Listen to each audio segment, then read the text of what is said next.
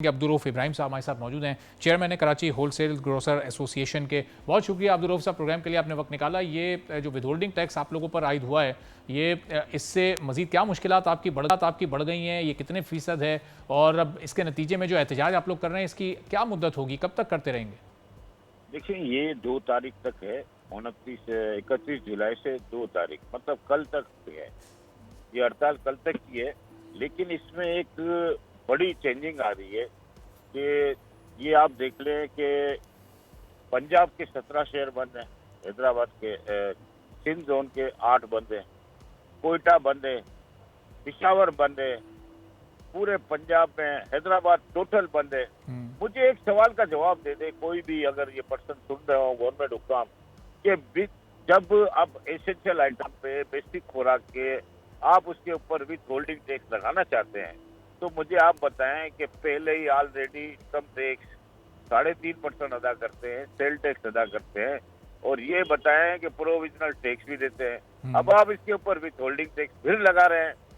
मुझे ये समझ में नहीं आ रहा, विथ होल्डिंग एजेंट हमें क्यों बना रहे हैं? कितने फीसद लगाया अब्दुल-रऊफ साहब? ये 2.5% है उस पे दालों पे, और अगर वो NIC नहीं देगा या डॉक्यूमेंट नहीं देगा तो 2.5% है, और डॉक्यूमेंट देगा तो फिर 0.5%। और इस 2.5% से दालों की कीमतों में फी किलो कितना फर्क आ जाएगा? देखिए, इसको आगे चलना पड़ेगा ना। अच्छा, आप समझें, ये तो 8% टैक्सेस हो गए, ठीक है, और क्लियरिंग चार्जेस ये वो फिर जाएगा दाल मिल पे। रॉ मटेरियल आता है ना सर, ये रॉ मटेरियल जाता है दाल मिलों पे भी 3.5% टैक्स लगा दिया गया विथ होल्डिंग टैक्स, और फिर जाए होलसेल में फिर 2.5%।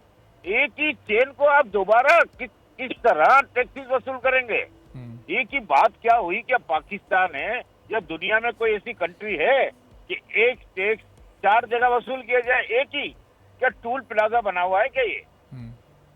तो अब्दुल-रऊफ साहब, ये कीमतों में जो एक आम सारिफ है उसके लिए कितना फर्क पड़ेगा, कितना असर होगा, कितनी बढ़ जाएगी कीमत? मैं आपको बताऊं कि आप समझ लें कि कोई चीज 500 रुपए किलो होगी दाल, तो वो 560 रुपए किलो हो जाएगी। अच्छा। और अगर रिटेल पे जाएगी तो 660 हो जाएगी। अच्छा। अब मैं आपको बताऊं कि ये महंगाई, खुश्क दूध वो भी बच्चों की पहुंच से दूर हो गया, उसके ऊपर ड्यूटी 37% से बढ़ा के 87% कर दी गई। अच्छा। अब बच्चों को भी नहीं छोड़े, दाल चावल आटा चीनी ये बेसिक खुराक है।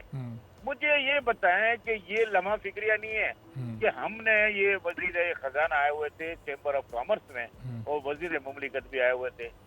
अब वो चेंबर ऑफ कॉमर्स का एक वसीला बन गया है कि वो मैं ना मानूं और स्टेक होल्डर को शामिल नहीं करते। अच्छा। ऊपर से सब्ज बाग दिखाते हैं जिससे मसाइल नहीं हल हो सकते।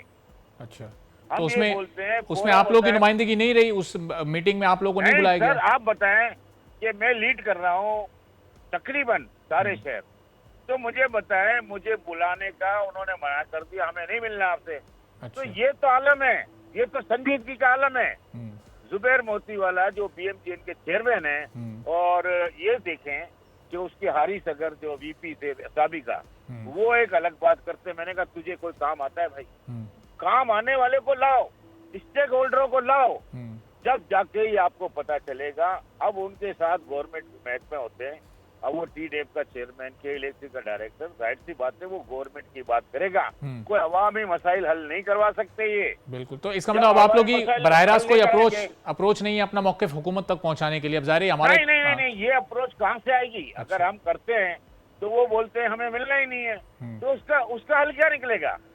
हम फेडरेशन को बात कर रहे हैं, और हम ये भी चाह रहे हैं कि हड़ताल ये पाकिस्तान मुस्तमिल नहीं है इन हड़तालों। बिल्कुल सही कह रहे हैं, बिल्कुल सही। हम कहते हैं कि ये फ्लोर मिल वालों पे भी विथ होल्डिंग टैक्स खत्म कराया गया था, वो उन्होंने चेंबर ने कोई दाद नहीं दी थी। ठीक है। अच्छा, पेट्रोलियम आइटम पे जो उनका टैक्सेस था, उनका कमीशन, उसको बढ़ाया गया, तो उसके ऊपर भी इम्प्लीमेंट हो गया। तो मुझे बताएं कि एसेंशियल आइटम पे क्यों नहीं? बिल्कुल सही। चलें, हम उम्मीद ये करते हैं कि इस प्लेटफॉर्म के जरिए आपकी आवाज़ हुक्काम बाला तक पहुंचे, और वहां से फिर आप लोग अपने मौक़िफ़, अपना मुतालबात आप उनके सामने रख सकेंगे। बहुत शुक्रिया अब्दुल-रऊफ इब्राहिम साहब हमारे साथ थे। सब्सक्राइब करें और बेल दबाएं ताकि कोई खबर रह न जाए।